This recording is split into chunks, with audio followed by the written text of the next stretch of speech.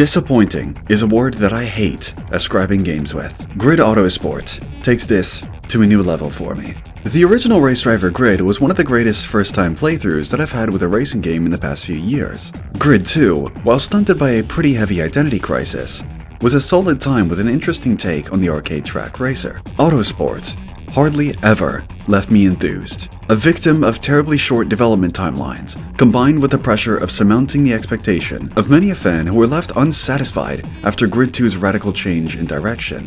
Autosport had been designed to be a return to form for the series, with the return of the original game's beloved team mechanics, the reintroduction of previously cut racing disciplines, a heavier focus on motorsport, and a plethora of series-stable locales to help revitalize interest in Grid.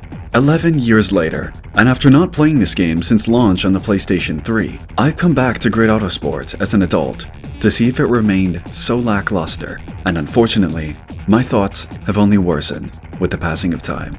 This video serves as my analysis as to why Grid Autosport failed to recapture the glory of Grid, and arguably set in cement the future of a series which always deserved better.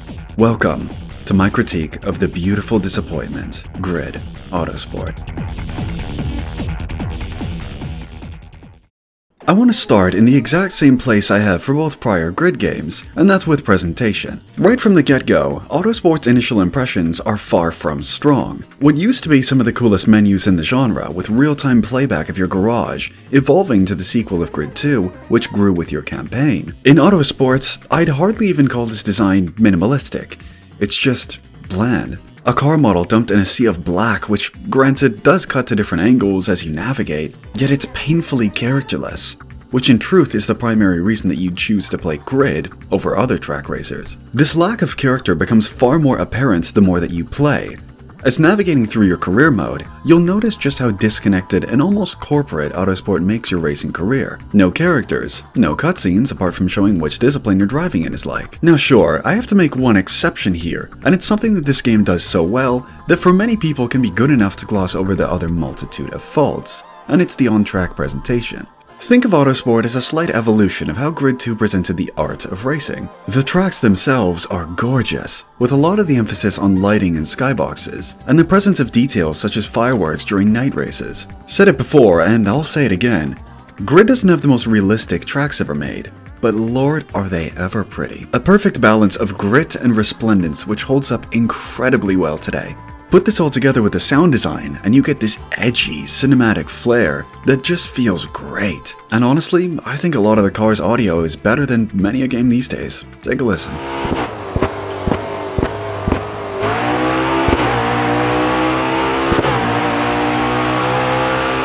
Now, as much as I've complimented some of the on-track presentation, you'll immediately notice that so much of this is, well, because this game is at a fundamental level, just a reworked Grid 2. Codemasters had right around a single year to develop Autosport after the release of Grid 2, a far cry from the 5 entire years between the first two games. This is the unfortunate reality of why Autosport feels so stoic, a simplified version of its slightly older brother. It's basically the same game. The time needed for new and detailed art design to come online, and gameplay systems to follow, creating a proper return to the series, there simply was no time. And hence the streamlined, basic skeleton for Autosport was set, leading to so much of the presentation's inconsistency. But visuals are just one thing. As I said at the beginning of the video, Autosport was a gameplay renaissance as well. So how does it play? The moment-to-moment gameplay of Autosport is by far where it's the most hit or miss. Let's start right off the bat with the one thing that bothered me the most while playing Grid 2, which was the physics. Autosport's physics are a tremendous improvement, no longer having the strange rear-end weight transfer inconsistency that was at the forefront of every cornering encounter in 2. The model used here is leagues more intuitive, and it brings back some of the flow that made the original game feel so magic. I still feel as if it's a bit less arcade than I'd like, but it matches the game's thematic direction well. Speaking of the original game, I want to bring up some hallmark Grid gameplay features that Autosport brought back after 2. The most famous of these is without question the reintroduction of a teammate. Look, I appreciate the fact that this is here again after going for a completely solo-focused career in 2. But in truth, the team play here is so underdone, calling it half-baked would be an exaggeration. Let's compare this to the original game. Can you choose your own teammate with their individual strengths and discipline? No. Driving style? No. Nationality even? No. Hell, can you even decorate your cars and build up that feeling of proper team building? No. In fact, there's no team to call your own here, but I'll get more into that into the career segment. The only element of a teammate that you can control here is their pace by pressing either shoulder button to guide them to be either more or less aggressive. Yet even this hardly does anything. I had trouble even noticing if my teammates had acquiesced my request, and that's without taking into question the really strange concept of just telling your teammate how to act. I just question, for a pseudo return to form for the Grid series, having such a shallow and surface level version of a beloved feature is just sad. The next part of gameplay which I found to be so unreasonably strange is the rewind system. I don't know if this is just down to my own personal experience and bugs, but I had numerous and consistent issues with getting rewinds to actually show up and allow me to activate them. Even when in a straight line, I can literally see the rewind indicator at the bottom of the screen. It just won't activate. It's a shame because, as I've said in previous Grid reviews, Cody's has the best rewind system in anything. It just doesn't like to work here. You know, I've criticized a lot about this game, but there is one totally random feature in Autosport that I've never seen in another racing game, which I couldn't go without mentioning, and that's the dual monitor mode. Just look at it. How cool is that? As you race around, you'll get a live TV style playback alongside some telemetry and race info. Is it all that necessary or useful? Not really, but I have to admit it is a rad little feature. The last thing that I wanted to touch on regarding presentation and gameplay is the track list that Autosport sports. I think the list itself is pretty fantastic. Some of my favorite tracks from the original game return, such as San Francisco and Washington, but as a continuation of Grid's legacy, there's some serious omissions that bother me. Most prominently is one of my favorite parts of Grid 2, the sprint tracks, which are delegated to a paid DLC here. I'd be more willing to forgive this if the tracks weren't quite literally just the same ones from Grid 2, in the exact same engine that Grid Autosport was built on. It just reeks of greed. Even looking away from sprints, my all-time favorite Grid tracks Milan and Shibuya are nowhere to be seen. Of course, you can't get every single track in, especially on such a short time frame, but since they're all fictional and don't require any licensing complications, the choice to prioritize the harder to capture real-life locations over them just isn't one that I'm fond of. Well, unfortunately, there's a whole lot more that I'm far from fond of, and by far the piece of Grid Autosport which left me the most frustrated and disappointed is its campaign. Even Grid 2, a game which has many a flaw, a good portion of which directly relate to how it handles its own campaign and career mode, was at the very least a good time to play through. I had plenty to experience over time. It brought its own unique concept to the series, such as checkpoint races and the sprint events, alongside the multitude of new tracks and locales which it wasn't afraid to shy away from. When I look back at my time spent in Autosport, I can't help but be shocked at how catastrophically poor this was implemented. What does Autosport do that the other games don't? Is the question that I kept asking myself as I trudged through the exorbitantly long career. And the answer that I came to was nothing. The only unique element here is the horrendously undercooked teammate mechanic, and as I said earlier, it isn't good.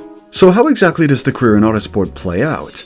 Well, the campaign is split into a few diverging routes, which you'll have the ability to play through at your own pace and choice of direction to eventually unlock enough reputation in 5 separate categories of racing, which will eventually converge in the confluence of the Grid series. First of which is touring, dropping you into entry-level touring cars such as a Chevy Cruze or Ford Focus, and near the end getting into some Aussie Utes and classic touring car legends. I do wish there were some faster touring, DTM, or GT cars thrown into the mix here, to give you a significant speed increase as you progress throughout this segment, but nonetheless, it's fairly enjoyable. The second category that you'll get into is endurance, which is great in concept, but ruined by this game's worst design flaw: the mandatory addition of multiple races on a single race day. Picture this: you roll up to a race event, complete an already pretty long 8 to 10 minute long race, just for the game to say, great, do that exact same thing again. This happens for near on every single race event in the game, and doing the same thing ad nauseum, truthfully, gets so repetitive I wouldn't blame anyone for going straight up mad. There's a reason that this review took so long for such a simple video game, and it's just because sitting through and playing this game for long periods of time was a straight up chore. It's not entirely just the fact that you have to do multiple of the same events that frustrates me, but the fact that they did nothing with that concept. Maybe swapping the direction of the track between each race, adding in new rules or cars to mix it up even just a little bit. But no, none of this. It truly does reek of artificially extending the length of this career because Cody's knew that what they had concepted just wouldn't be enough. And therefore we get this. Back on the topic of the endurance category itself, putting the exorbitant race length aside, I quite enjoy this one. You get a beautiful mix of GT cars alongside some real special cars that I hardly ever seen in any other racing games, such as the Honda HSV. Then of course, these are the only events besides drifting that don't follow a strict race defined by laps completed pattern, but instead by the amount of distance covered by a set race length. This would easily be my favorite discipline here if it wasn't for the sheer length of the races due to the double up factor. Next on the chopping block is open wheel. A very welcome return from its absence in Grid 2. And while yeah, structurally it ain't all that different from touring cars, there's no pit stops or anything quirky like that, the cars themselves add such a visceral sense of speed and drama, which on its own is enough to make this so worth playing. Easily my favorite in the game. The penultimate genre of Autosport to cover here is Tuner, which is host to both the best of Grid Autosport and the worst. The good though is good, real good. Some of the best cars in the game are here, such as the sick tuned Camaro SS and the quote Super Tuner WRX STI. Racing these cars feels so nice and raw. They're a little more unwieldy, and that's what makes them so fun. They're quite literally just road cars on crack, so yeah, that's sick. The second half of Tuner is the drift events, which in a typical fashion for these games are actually a lot of fun. Hell, even the difficulty and target scores can be slightly challenging at a few moments. Of course, the reason for this is that these drift events aren't simply just kick the back end out from a corner for points, as you see in a Need for Speed game for example. You've got target posts that you've got to get up close to for extra points, and if you mess up and hit something, you'll be knocked out of scoring points for that specific zone, so legitimate skill is required here. You might be wondering why I said earlier that this discipline is host to some of the game's worst attributes, yet also being such a large proponent of the drifting. And well, you know how I mentioned the multiple races thing? Yeah, that applies to drift events as well, which have multiple rounds in each. 1. The oversatiation of watching the exact same corners over and over again is just sickening. It totally kills the fun of a mode that I honestly kind of adore. The last one to touch on here is Street, which is pretty bluntly just the road car discipline. If you liked Grid 2, this is pretty much just that in a more compact form. The progression of speed from hot hatches up to P1s, Veyrons, and Koenigsegg's is very welcome, but there's some other qualms that I have with this mode, as it's just racing. The tuner discipline is proof that they weren't afraid to mix racing and drifting in the same category. So the fact that the street discipline is just raw racing, it's not bad, but again, just such a missed opportunity. Not the only missed opportunity with this career though, as the portrayal of Raven West and the conclusion of this game mirror each other in being real afterthoughts. Sure, yes, Raven West is here, which they weren't in Grid 2, but unless you were told they were, I'd be hard-pressed to blame you if you didn't even notice.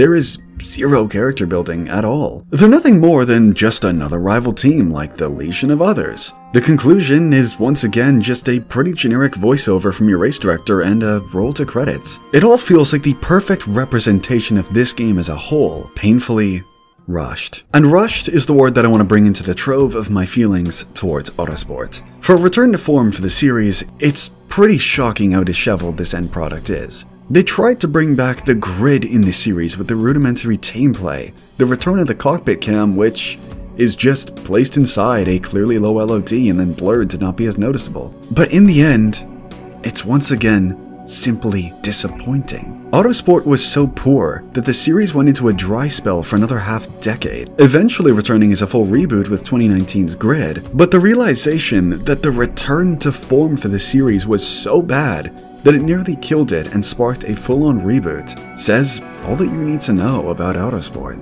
Greed is a plague on this industry, and it pains me to see Codemasters, a studio that I properly adore, forced to release games on a schedule like this.